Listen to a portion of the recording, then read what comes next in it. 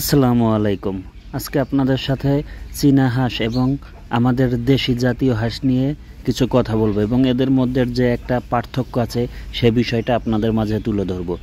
তো একটা পূর্ণবয়স্ক দেশি হাঁস 1.5 থেকে 2 কেজি ওজন হয়, আর একটা চীনা হাঁস পূর্ণবয়স্ক 6 মাস একটা চীনা হাঁসের ওজন দাঁড়ায় 6 থেকে 7 কেজি। চীনা হাঁস খুবই শান্তপ্রিয় একটা হাঁস। এরা বাসায় সবসময় সাইলেন্ট মুডে থাকে এবং এরা কিন্তু তৃণভোজী প্রাণী।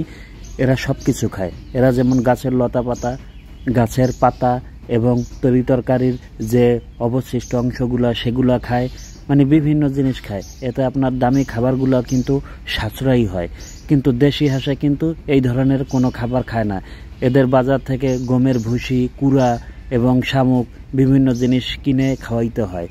তাছাড়া দেশি হাঁস যদি আপনি বাসায় লালন পালন করেন, সেই ক্ষেত্রে সারাক্ষণ ডাকাডাকি করব, মানে এরা শব্দ দূষণ করব।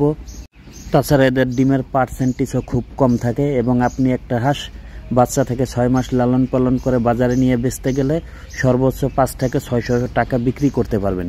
কিন্তু আপনি একটা চীনা হাঁস বাচ্চা থেকে 6 মাস পর্যন্ত লালন পালন করে আপনি যদি বাজারে নিয়ে বিক্রি করেন, সেই ক্ষেত্রে 2000 থেকে 2500 টাকা অনায়াসে একটা হাঁস বিক্রি করতে পারবেন।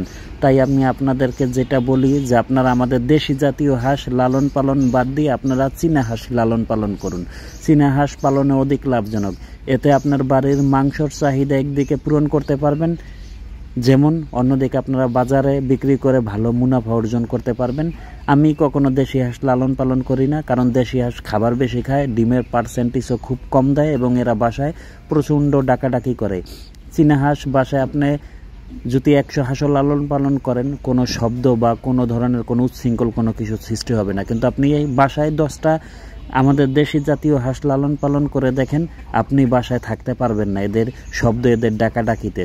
তাই আমি মনে করি যে আমাদের দেশি জাতীয় হাঁস বাদ দিয়ে আপনারা চীনা হাঁসের দিকে ঝুঁকেন, চীনা হাঁস লালন পালন করেন, এতে আপনারা লাভবান হবেন। আপনারা যদি বিক্রির জন্য লালন পালন করেন, সেক্ষেত্রেও লাভবান হবেন। যদি ভাবেন যে না আমাদের বাড়িতে মাংসের চাহিদা পূরণ করার জন্য লালন পালন করবে, সেক্ষেত্রে আপনারা লাভবান হবেন। কারণ একটা চীনা হাঁস 6 মাস লালন পালনের পর 6 থেকে 7 কেজি ওজন হয় একটা হাঁস। এটা কিন্তু আপনি দেশি হাঁসের মধ্যে পাবেন। আমার এই যে দেখতেছেন চীনা হাঁসের বেবিগুলা, এরা কিন্তু পানিতে খুব ভয় পায়। একদিন পানিতে জোর করে দিছিলাম, সাথে সাথে লাফ দিয়ে উঠে যায়। মানে এদের পানির প্রয়োজন নেই। পানিবিহীন এই হাঁসগুলো আপনারা লালন পালন করতে পারবেন। কিন্তু দেশি হাঁসে কিন্তু আপনারা পানি ছাড়া লালন পালন করতে পারবেন না। দেশি হাঁস সবসময় এদেরকে পানিতে রাখতে হয়। সেই ক্ষেত্রে চীনা হাঁস লালন পালনে আমি মনে করি সবচেয়ে ভালো। আপনারা যারা একদম নতুন, যারা চীনা হাঁস লালন পালন করতে চান বাচ্চা থেকে, তাদেরকে বলবো আপনারা হাঁসের বাচ্চা যেখান থেকেই ক্রয় করুন না কেন, হাঁসের বাচ্চা কখনো পানিতে দিবেন না। এরা নিজে থেকেই বড় হয়ে যদি পানিতে যায় সেটা আলাদা বিষয়, কিন্তু আপনারা নিজে থেকে কখনো পানিতে দিবেন না।